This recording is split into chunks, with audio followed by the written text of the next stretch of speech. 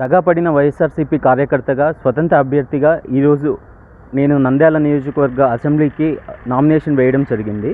కామిని విష్ణువర్ధన్ రెడ్డి అయిన నేను చాలా సంవత్సరాలు వైఎస్ఆర్సీపీ కార్యకర్తగా పనిచేయడం జరిగింది.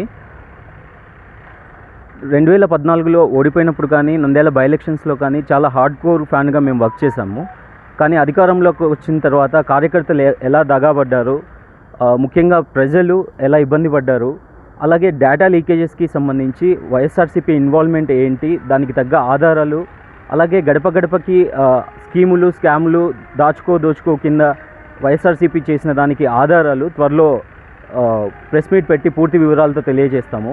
ఈ డేటా లీకేజ్ నంద్యాల ఎమ్మెల్యేకి, అలాగే కేతిరెడ్డి వెంకటరామిరెడ్డికి, భూమన కరుణాకర్ రెడ్డికి, వైఎస్ఆర్సీపీ సెంట్రల్ ఇన్ఛార్జ్ లేళ్ళ అప్పిరెడ్డికి, అలాగే సజ్జల భార్గవ్కి ఇలా చాలాసార్లు దాదాపు 100కు పైగా ఈ విషయాల్ని బయటపెట్టడానికి ట్రై చేసి బయటికి రాకుండా పార్టీకి హెల్ప్ చేయడానికి ప్రయత్నించడం జరిగింది.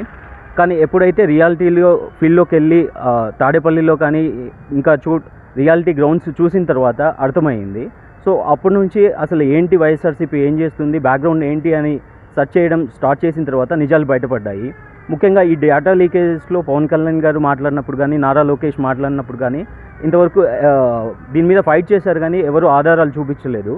నిజమైన ఆధారాలు నా దగ్గర ఉన్నాయి. దీన్ని త్వరలోనే బయట పెడతాము. దీని వెనుకున్న కంపెనీస్ ఏంటి, ఈ కంపెనీస్ వల్ల లబ్ధి పొందిన వాళ్ళు ఎవరు, ఇది వైఎస్ఆర్సీపీ ఇన్వాల్వ్మెంట్ ఇందులో ఏముంది, దీనివల్ల ప్రజలు ఎలా నష్టపోతారు అనేది పూర్తి విషయాలతో త్వరలో ముందు పెడతాము. అలాగే గడప గడపకి బుక్లు ఏదైతే పంచారో ఇదే బైబిల్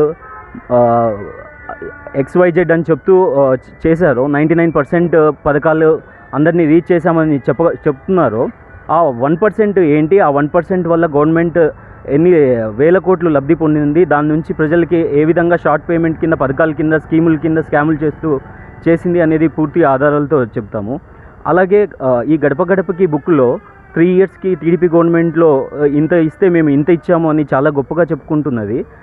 టీడీపీ అధికారంలో ఉన్నప్పుడు రాష్ట్ర బడ్జెట్ ఎంత, దాని తర్వాత ఇప్పుడు బడ్జెట్ ఎంత, ఎన్ని వేల కోట్లు బడ్జెట్ పెరిగింది, అలాగే లిక్కర్ నుంచి ఎన్ని వేల కోట్ల దందా జరిగింది. సో అప్పుడు ఇస్తున్నది ఏంటి, ఇప్పుడు ఇవ్వండి ఏంటి అనేది పూర్తి వివరాలతో త్వరలో తెలియజేస్తాము. ఖచ్చితంగా ఈ విషయాలను ముందుకు తీసుకెళ్ళడానికి, రాష్ట్ర ప్రజలందరికీ తెలియపరచడానికి పవన్ కళ్యాణ్ గారు కానీ, నారా లోకేష్ గారు కానీ టీడీపీ పార్టీ తరఫున టైం కేటాయించగలిగితే నా నియోజకవర్గంలో నేను పోటీ పడుతూ మిగతా నియోజకవర్గంలో రాష్ట్రమంతా తిరిగి ప్రజలకి నిజాలని తెలియచేయడానికి దగాపడ్డ కార్యకర్తగా, వైఎస్ఆర్సీపీ కార్యకర్తగా నాలా ఉన్న చాలామంది ముందుకు రాని వాళ్ళందరినీ రియలైజ్ చేసి నిజాలు చెప్పగలను అని ఈరోజు నామినేషన్ వేయడం జరిగింది. త్వరలోనే టైము ప్లేస్ పెట్టి పూర్తి వివరాలతో ఆధారాలతో మీ ముందుకు వస్తాం.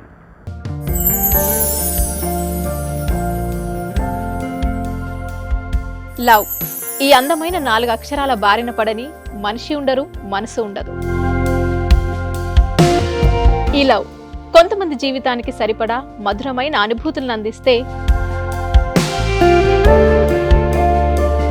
మరికొంతమందికి జీవితాంతం వెంటాడే చేదు జ్ఞాపకాలను మిగిల్చుతోంది.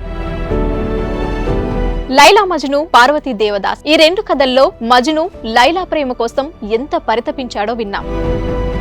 దేవదాస్ పార్వతి ప్రేమ కోసం ఎంత పిచ్చోడయ్యాడో చూసాం. కానీ లైలా మజ్ను ప్రేమ కోసం ఎంత ఆరాటపడిందో మనం ఆలోచించలేదు. దేవదాసు దూరమయ్యాక పార్వతి పరిస్థితి ఏంటో మనం అర్థం చేసుకోలేదు.